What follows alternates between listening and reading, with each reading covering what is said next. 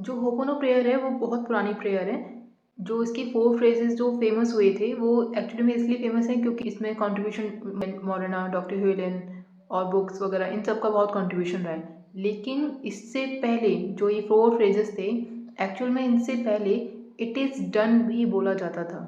आज भी बहुत सारी प्रेयर जब एंड होती है तो इट इज़ डन बोला जाता है, और इट इज़ डन बोलना बहुत ही मीनिंगफुल और बहुत ही इफेक्टिव रहता है। वो कैसे कि जब आप इट इज़ डन बोलते हो आपकी बॉडी में एक लेट गो का सेंसेशन आता है, जो कि इम्पॉर्टेंट है। अपनी जो यूनिवर्स में जो आप एनर्जी रेडिएट कर रहे होते हो ना, तो वो इट इज़ डन बोलने से वो चीज़ का एक रेडिएशन इमिट होता है। जब भी आप कुछ भी स्टेटमेंट बोल रहे हो, अगर आप उसके एंड में इट इज़ डन बोल देते हो और वो इमोशंस के साथ बोलते हो, अथॉरिटी के साथ कि वो चीज़ हो गई, इट इज़ डन का मतलब क्या होता है, ये हो गया है। जब भी आप ये चीज़ यूनिवर्स को बता रहे होते हो तो वो एक वाइब्रेशन आपकी बॉडी से निकाल रहा होता है और वो श्योरिटी देता है वो चीज़ की वो चीज़ होगी।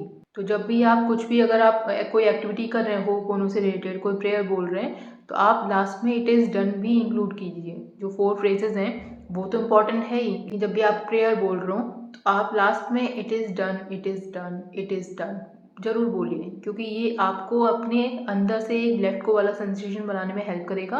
ये एक्चुअल में जो एनर्जी ट्रांसम्यूट होती है ना, उसमें हेल्प कर रहा होता है कि आप जैसे ही आप कोई चीज़ हाँ ये हो गया है ऐसे बोलते हैं ना, तो वो आपकी बॉडी में जो एनर्जी है उस चीज़ को ट्रांसम्यूट करता है। ये एक्चुअल में प्रेयर्स में था, 4 प्रेजेस बाद में फेमस हुए इट इज़ डन। एक्चुअल में जो ऑथेंटिक प्रेयर्स में वर्ड रहा है लास्ट में। तो जब भी आप कोई भी प्रैक्टिस कर रहे हो, होपोनो से रिलेटेड कोई भी प्रेयर बोल रहे हो, कुछ भी डिवाइन से बात कर रहे हो अपनी विश से रिलेटेड, तो आप लास्ट में it is done, it is done, it is done, या ये हो गया, ये हो गया, ये हो गया, ये चीज़ आप जरूर बोलिए। ये आपको एक लेट गो वाला सेंसेशन बनाने में हेल्प करेगा। एक अंदर से जो फील आता है कि ये चीज़ हो गई है, वो कॉन्फिडेंस बनाने में हेल्प करेगा। इट इज़ डन, ये 3 वर्ड्स उतने ही इंपॉर्टेंट है जितना कि जो 4 फ्रेजेस हैं वो है।